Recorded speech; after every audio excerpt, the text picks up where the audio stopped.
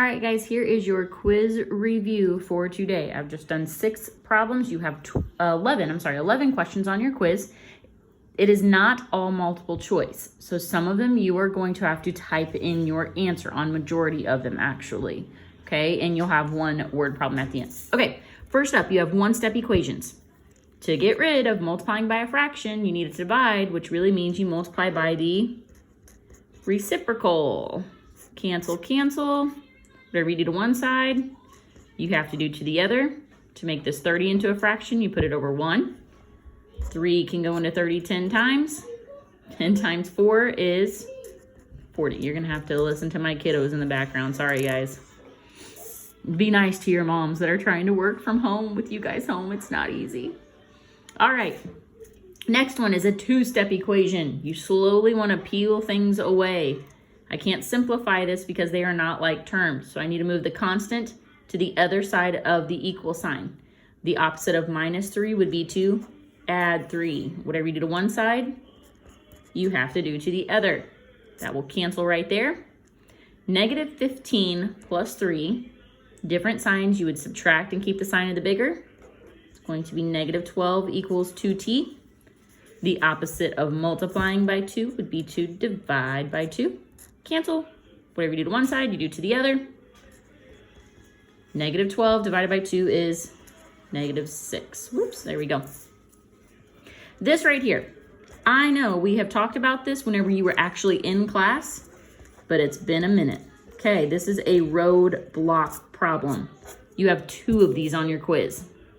All right, normally you would try and get rid of this +2, but I can't. This right here, guys, is a roadblock. Dividing by 12 is in the way. So I need to get rid of it. What is the opposite of dividing by 12? Multiplying. Whatever you do to one side, and you have to do to the other, sorry. Remember, we multiply up so it will cancel down like a fraction. You're left with 2 plus j equals, what in the world is 5 times 12? Count it out if you need to. 60. To get rid of that +2 now, we would subtract, cancel, and j equals 58. You have 2 of those on your quiz. 2 of them. All right. Switching back. Now we're to the back. If you were in class, it would be the back side of your quiz. But these are, again, multi-step. This is variables on each side. The first thing, if I were you, that I would do, I would look through. I can't distribute. I can't combine like terms. I could probably put a 1 in front of that x to help me out. Okay, move your variables to one side. I'm going to subtract the 1x over because it's smaller and easier. Cancel over there. 2x minus 1x is 1x.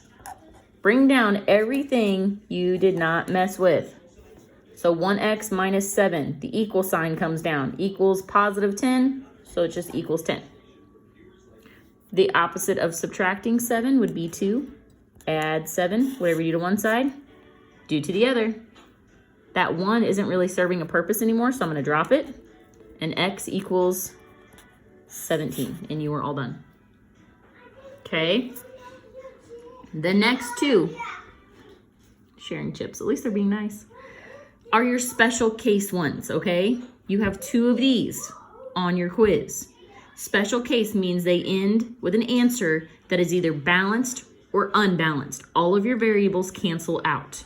So you'll have no solution for unbalanced, infinitely many solutions for a balanced equation. All right, here we go. First up, let's distribute. 3x plus 12. That's all I can do there. Looks like I can combine some like terms. They're on the same side, so friends go together. 2x plus 1x would be 3x. Oh my gosh, look at that. Plus 12. They look equal to me. Go one step further, subtract 3x from both sides. Whoops. This is so hard to do one-handed.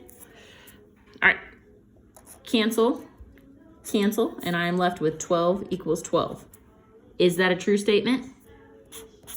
Yes. So your answer would be infinitely many solutions.